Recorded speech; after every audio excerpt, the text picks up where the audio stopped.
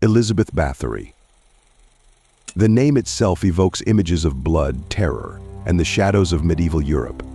Born into one of Hungary's most powerful noble families, Elizabeth's life has been shrouded in mystery and myth. But who was she really? Was she a bloodthirsty countess who bathed in the blood of virgins, or a victim of political intrigue and ruthless ambition? Elizabeth Báthory was born on August 7, 1560, to Georgi and Anna Bathory. A daughter of privilege, she distinguished herself early in life with her extraordinary beauty and intelligence. Fluent in Hungarian, Slovak, Greek, Latin, and German, Elizabeth was more than just a noblewoman. She was a prodigy in a world where women of her rank were rarely educated. But beneath this brilliance lay darker shadows. From the tender age of 4 or 5, Elizabeth suffered from epileptic seizures, violent mood swings, and debilitating migraine symptoms that were likely a result of the inbreeding common among European aristocratic families of the time. Her exposure to violence came early. In 1566, while staying in Est, she witnessed a brutal public execution of a local gypsy accused of kidnapping children. The gypsy was sewn into a horse's stomach, a horrific display of punishment that left a deep impression on young Elizabeth. Perhaps this early trauma was the first step on her path to infamy. By age 10, Elizabeth's future was set in stone. She was promised in marriage to Ferenc Nádasdy, a Hungarian nobleman 5 years her senior, known for his ruthlessness in battle. Their official engagement took place 3 years later.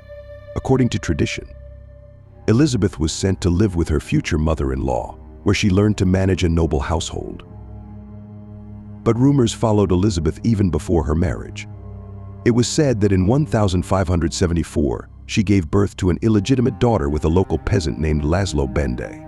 Ferenc allegedly had Bende castrated, and the child was sent to Wallachia, never to return to Transylvania during Elizabeth's lifetime. Historians, however, have found no evidence to support this story. Ferenc Nádasdy, often away at war, earned the nickname the Black Knight of Hungary for his brutality. In his absence, Elizabeth took charge of their estates, overseeing servants and maintaining order. Ferenc was known for his cruelty and reportedly taught Elizabeth his favorite torture methods. One such method, kicking the stars, involved placing an oil-soaked paper between a servant's fingers and setting it alight. He also gifted her gloves ending in claws, which she allegedly used to punish servants. As Ferenc fought on distant battlefields, Elizabeth's reputation began to grow darker. In his absence, she allegedly engaged in numerous romances and surrounded herself with questionable characters. Her Aunt Clara, a notorious figure in Vienna, was rumored to have introduced Elizabeth to a world of licentiousness and witchcraft. Clara's servant, Thorko, allegedly initiated Elizabeth into the realm of dark arts and alchemy. According to local villagers, Elizabeth was often seen with a man of pale complexion and unnaturally sharp teeth, dressed entirely in black. This man, they believed, was a vampire. And soon Elizabeth herself earned the ominous title of the Beast of Cité. She became known for her experiments with potions, herbal remedies, and perhaps something more sinister. One letter to her husband detailed an effective spell: catch a black hen, beat it to death with a white cane, and smear its blood on your enemy. By 1585, accusations of torture began to surface. Screams were said to echo through the halls of Sarvar Castle. Elizabeth was accused of torturing servant girls, pouring cold water on them in winter, stabbing them under their nails, or cutting off their fingers. Her methods became increasingly brutal. Iron scorch marks, torn out flesh, and mutilated bodies were all attributed to her sadistic desires. On January 4, 1604, Ferenc Nádasdy died, reportedly of combat injuries, but local gossip suggested Elizabeth may have played a role in his death. Now a widow, Elizabeth moved to Cactus Castle, a fortress surrounded by dark rumors. Here, the stories of her cruelty intensified. She allegedly began to attack her victims with her teeth, biting off chunks of flesh and using razors, torches, and tongs for more creative punishments. It was said she even stitched the mouths of seamstresses who failed to meet her expectations.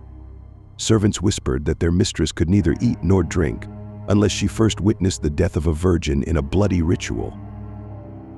As the years passed, Elizabeth's obsession with youth and beauty only deepened. It was said that she massacred a servant girl in a fit of rage after her hair was styled incorrectly. But then she noticed that the blood made her skin smoother. This observation led to the most infamous tale of that Elizabeth Báthory bathed in the blood of virgins to preserve her beauty. In the spring of 1610, rumors of Elizabeth's cruelty reached a fever pitch, prompting an investigation by György Thurzo, the highest judge in Hungary, acting on behalf of the king and parliament. He launched a secret investigation. Witnesses were questioned 52 in total, and many described horrific scenes of torture and murder, though none claimed to have seen them firsthand. Pastors in Kachtis claimed to have found bodies in tunnels connecting the church with the castle. Thurzo initially considered imprisoning her in a monastery, but when Elizabeth threatened to use her powerful connections, the stakes were raised. A plan was devised to catch her red-handed, sealing her fate. Testimonies from servants painted a grim picture.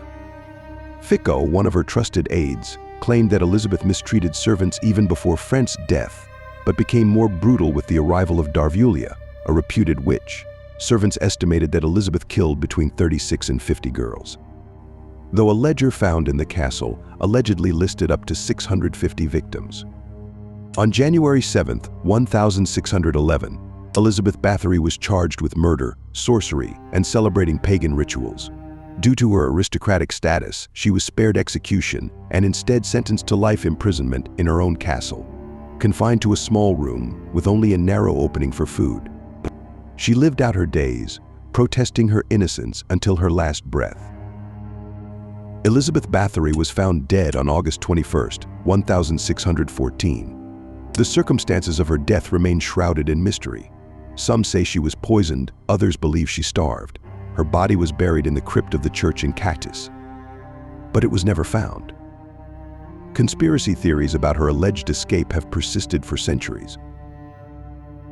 Many of the legends surrounding Elizabeth Báthory were born of fear and political ambition. Was her alleged sadism truly the result of inbreeding? Recent studies reveal that her family line was not marred by incest. Was the gypsy sewn into a horse's stomach? Historians argue that such a punishment would have been too costly and reserved only for high-profile criminals. Other rumors, such as the birth of an illegitimate child, her involvement in orgies, and her practice of sorcery, are equally unsupported by evidence. Even the notorious bloodbaths may have been nothing more than a fabrication. The story only emerged over a century after her death, and it would have required the blood of 30 victims to fill a single bath. Many scholars now believe that her trial was a calculated move by powerful men like Palatine Thurzo to diminish the Bathory family's influence. Her medical knowledge and passion for healing were misconstrued as evidence of witchcraft. Epidemics of plague and typhus at the time likely accounted for many of the deaths attributed to her. Elizabeth Báthory's name endures as a symbol of cruelty and horror. But was she truly the monster of legend, or merely a scapegoat in a male-dominated world?